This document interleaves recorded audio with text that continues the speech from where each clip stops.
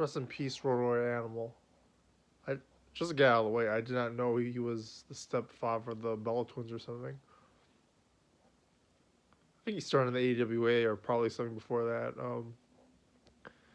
The NWA, JCP, WCW.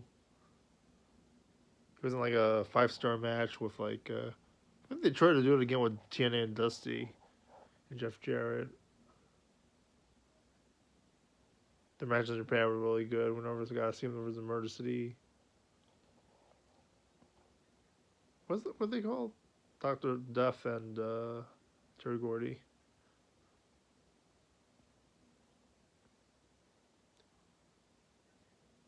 I think at AWA they feel like the Rockers. Didn't follow that much of their early stuff. Hawk teamed with great NJPW Noah, great Kensuke Sasaki, who won the U.S. title from Sting as the Hellraisers.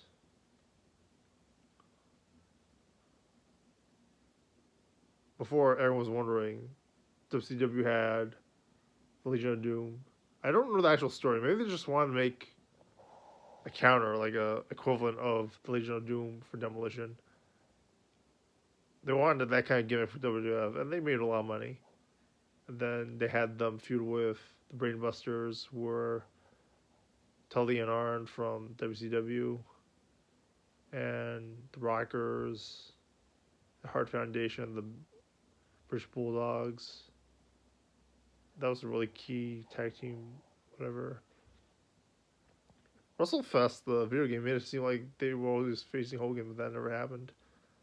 It was like the Hulk Hogan Survivor Series that they were very good in. Eventually, they would go back to the WCW feud with like Harlem Heat, with constantly won by using the spikes, even though they were way over. The Nasty Boys. The Nasty Boys faced Blue Bloods, Harlem Heat on some epic tag team battles. Singing Luger. Can't remember who else. Public Enemy.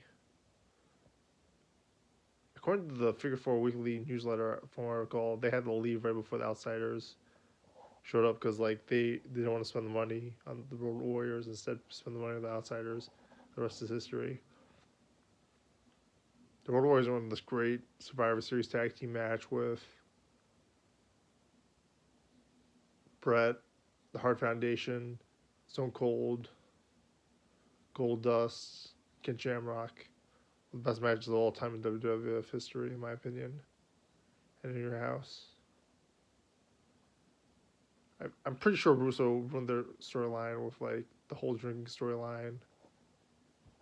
Before in WCW, they also Hawk was featured like this main event guy, like facing Chono, facing all these NJPW stars, and then he really elevated his status, and then they just never kept him, which is really a shame. He had problems with alcoholism, and then Russo made a storyline out of it, and it was terrible.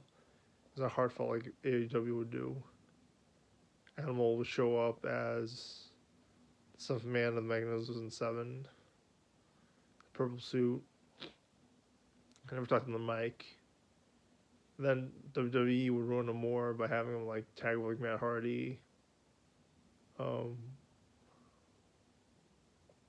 being the Legion of Doom or Road Warriors was Heidenreich, which is terrible. The guy who like molested Michael Cole in the storyline.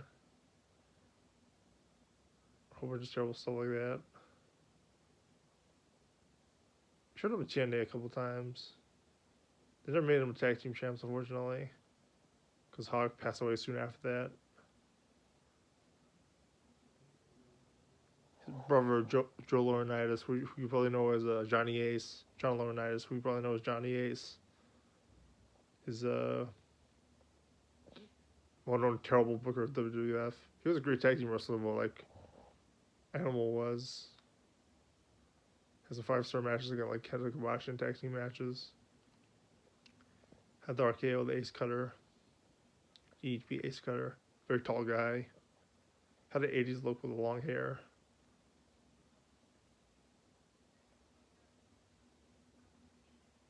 Road Warrior Animal wasn't as famous as Hawk, but he's definitely part of history. greatest tag teams of all time. I miss you guys. What are your thoughts on subscribe?